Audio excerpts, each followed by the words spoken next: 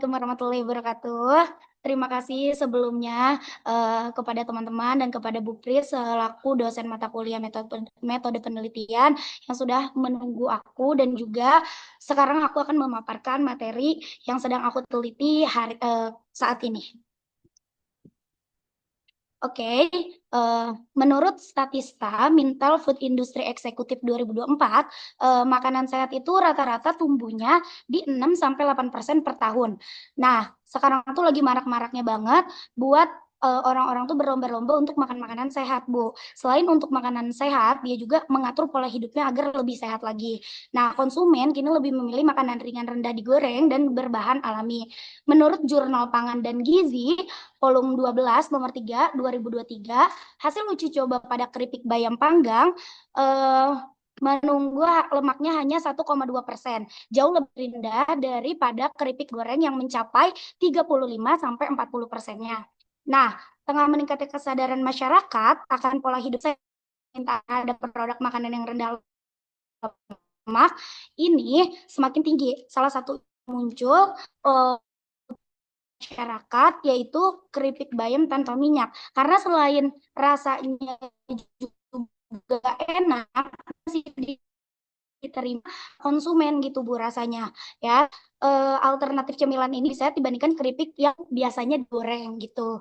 Bayam sebagai bahan utama tentunya, dan juga dia udah berserat-serat tinggi. Selain berserat-serat tinggi, dia juga udah ada zat besinya, vitamin A-nya, dan juga yang serat yang baik untuk pencernaan kita. Jadi cemilannya sangat cocok untuk yang peduli akan kesehatan seperti itu.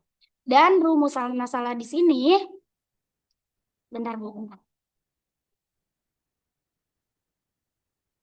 Kakak sini gerak. Gak jadi. Oke, nah rumusan masalahnya yang pertama, bagaimana strategi pemasaran yang diterapkan dalam memasarkan keripik bayam tanpa minyak sebagai cemilan sehat. Yang kedua, apa saja faktor yang mempengaruhi minat beli konsumen terhadap produk ini, dan apa pertimbangannya. Terus yang ketiga, bagaimana respon konsumen terhadap produk keripik bayam tanpa minyak dari segi rasanya, kemasannya, harganya, dan nilai kesehatannya. Dan respon konsumen juga terhadap keripik bayam cemilan sehat tanpa minyaknya. Dan tujuan penelitiannya yang pertama itu untuk mengetahui strategi pemasaran yang digunakan dalam memasarkan produk keripik bayam tanpa minyak. Yang kedua, untuk mengidentifikasi faktor-faktor yang mempengaruhi minat beli konsumen terhadap produk tersebut. Dan yang ketiga, untuk menganalisis tanggapan konsumen, bagaimana terhadap aspek produknya, rasanya, kemasan, dan harga, dan manfaat dan kesehatannya juga. Dan manfaat penelitiannya di sini terbagi jadi 3, Bu. Yang pertama, ada manfaat akhir referensinya dalam kajian strateginya pemasaran produk inovatif berbasis makanan sehat. Yang kedua, manfaat praktisnya memberikan masukan bagi pelaku usaha dalam merancang strategi brand yang lebih efektif lagi. Ini kan jarang juga di masyarakat ya cemilan sehat gitu Bu. Terus yang ketiga, manfaat sosialnya mendorong masyarakat untuk mengonsumsi makanan sehat melalui ketersediaan produk yang inovatif dan aman. Menurut Sari 2022 itu meneliti strategi pemasaran produk makanan organik dan menemukan bahwa promosi melalui media sosial itu sudah sangat pas dan kemasan menarik meningkat minat belinya juga.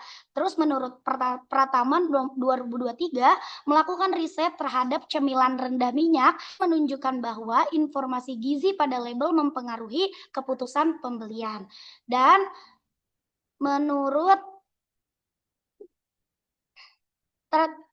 menurut strategi pemasaran itu rangkaian tindakan untuk menciptakan nilai bagi pelanggan melalui segmentasi pasar, targeting, positioning, dan bauran pemasaran yang biasa kita sebut dengan 4P, product, price, place, sama promotion. Nah, inovasi produknya itu menurut Type and Business 2009, inovasi produk adalah proses pengembangan barang baru yang memenuhi kebutuhan konsumen dengan cara yang lebih efektif atau efisien. Dari sisi pemasaran, produk keripik bayam sehat memerlukan strategi yang tepat agar menjangkau konsumen secara luas.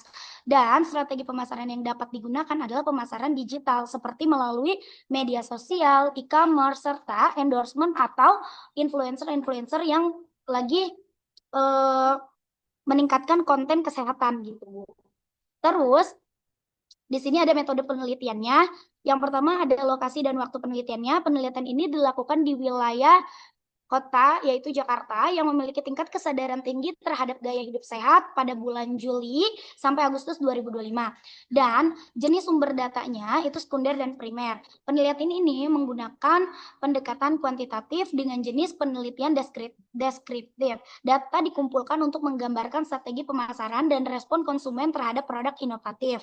Dan juga samplingnya populasi konsumen potensial yang mengkonsumsi cemilan sehat di wilayah penelitian. Sampelnya 100 responden yang dipilih dengan teknik purposive sampling, yaitu individu yang sadar kesehatan dan tertarik pada produk sehat. Dan metode pengumpulan datanya itu ada kuesioner berisi pertanyaan tentang persepsi, minat beli, dan penilaian terhadap produk. Terus observasinya terhadap tampilan produk, perilaku konsumen saat mencoba produk, dan wawancara singkat untuk memperdalam temuan kuantitatif. Mungkin sekian yang bisa saya sampaikan. Terima kasih.